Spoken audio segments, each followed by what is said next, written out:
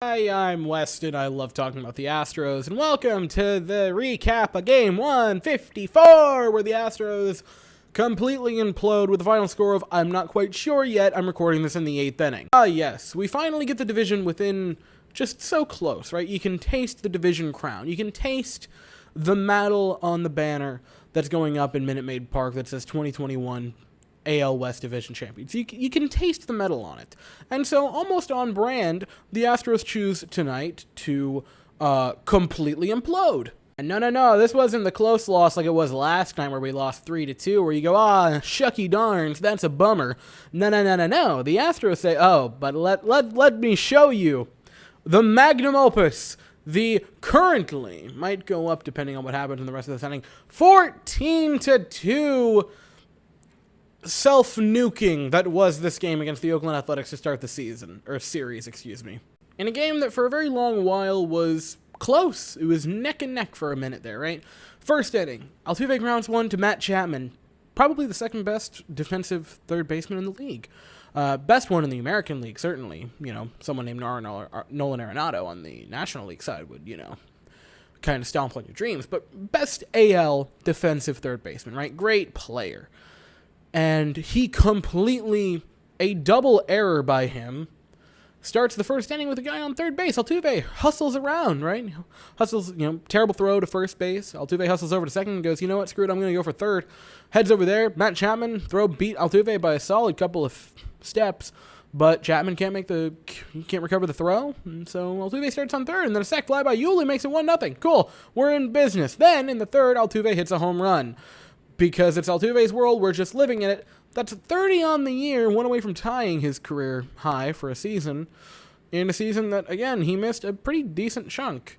Altuve is just awesome. It's awesome to see him back to form after last year's...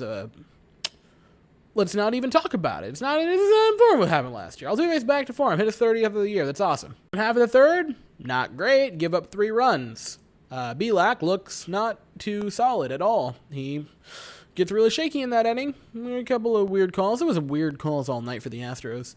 I thought we kind of got screwed over a little bit by the umpires, but not a little bit is maybe you give up 1 extra run, right? If it's 1 run, you can say, the umpires really messed up that game. Yuck. But when you get, completely plastered 14-2, you can't really say, the umpires really... Shut up. The umpires did nothing that self-inflicted wounds. That is Plexico Burress in the bar in 2008. That is nothing to do with them and all to do with you. Don't try to put it on anyone else. It was really close for a really long time, and then the 7th inning happens, and...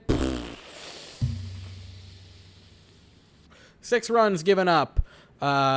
It was ugly. It was very ugly. It was so ugly. Yimi Garcia gave up 4 of the earned runs, or 4 of them were charged to his ticket. He pitched very poorly. Brooks Raley came in, and he also didn't pitch too well either. That happens. Then, poor Seth Martinez, who we sent out for the 8th inning, and we basically just put him on a hill to die. That was the Astros saying, Seth, you seem like a nice guy, but we don't want to use our bullpen any more than we absolutely have to. So, go out there and basically play home run derby. Well, actually, I suppose I should say batting practice instead of home run derby because there were no home runs given up, so, there's that. But it was rough. It was really rough. It was a 5-run inning.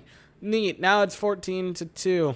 And at that point, you lost all hope in the 8th inning, or in the 7th inning, but by the 8th inning, you kind of were at that point where you're just like, I want the game to end, and I want to go to bed. Now, the elephant in the room is the fact that Zach Greinke, who was supposed to start today, did not, and instead got put on the 10-day IL for a neck injury, a neck strain, I believe, which is a little frightening given that it's, postseason time, but there's really the thought that we might not even put Zach Greinke on the postseason roster anyway, so that might not be the end of the world, but you still would have at least liked the option in case you had to go to him. Having him now have the neck strain basically in October is not ideal, certainly, by any means.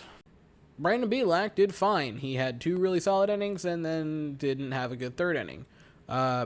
Peter Solomon, fantastic. I think this kind of a performance, 3 innings, 2 hits, 4 strikeouts, no walks, no runs, I think this, along with his last couple of performances, I think Peter Solomon deserves a spot on the postseason roster. I really do. I don't really see an argument how you could not say that. Peter Solomon, not a very long season for the Astros this year, but in his on and off moments of work, I want to get the exact inning number. 10 innings this season, which isn't much. That's a very small sample size, but it's only given up 1 earned run. I think he's really earned a spot at this point. It's a risk because it's such a small sample size, but I think you at least put him on the ALDS roster and just see what he can do, because he's been impressive, and tonight was a great showing by him. It was fantastic. Yimi Garcia, like I said, terrible. Brooks Raley, not too great. Seth Martinez, yeah, that was fun. I suppose the positives you could take from this is it was sort of a getaway day for the Astros, given the Greinke thing, and it was basically just the lower rungs of the bullpen, the arms that you're not really using every day. So that's a positive for that. And you were facing one of their better pitchers in Frankie Motas. So you're facing a solid pitcher. I mean, he's not like a Cy Young caliber or an all-star caliber pitcher, but he's a solid pitcher that's good. So at least you're not facing a guy that you really would like to beat up on with like a 8+ ERA or something ridiculous like that. So that's the positive you can take from it. It's a bummer because the game, sort of like last night, it was in reach for a very long while. Then the 7th and 8th happened, and it basically blew up in our faces hysterically. There's no other way to put it than that. And no such luck in a 12-run comeback, so the game is actually over now, and it was just completely... That's how I'm going to put it. That's good. And, this sucks, but it's one game. The division is still almost a lock unless something absolutely catastrophic on a level that has never been seen in Major League Baseball before happens. The division is all but locked up.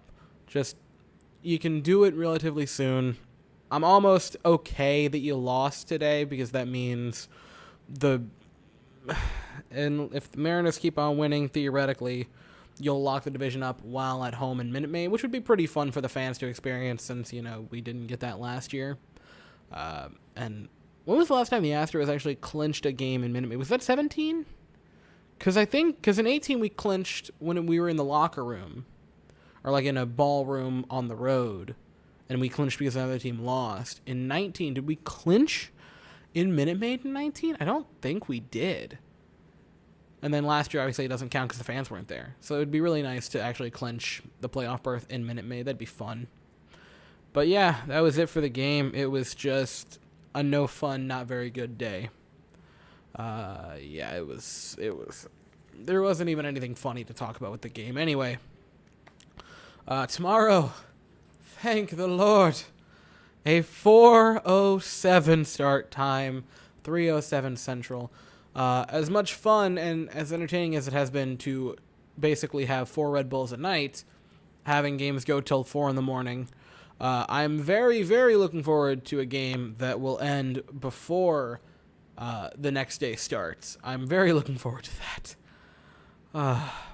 They're going to send Sean Manaea to the mound. He heads into the game with a 4.05 ERA, and we're going to send Framber Valdez, who rolls in with a 3.07.